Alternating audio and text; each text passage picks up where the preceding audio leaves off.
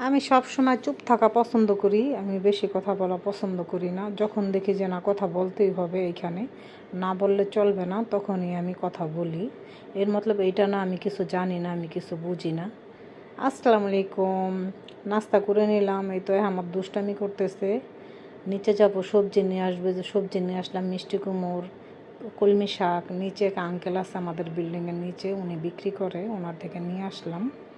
রান্না করব শুটকি দিয়ে কলমি শাক রান্না করব। একটু কলমি শাকটা রান্না করে নিলাম, মিষ্টি কুমড় দিয়ে একটু মাখা মাখা ঝোল ঝোল চিংড়ি মাছ রান্না করে নেব।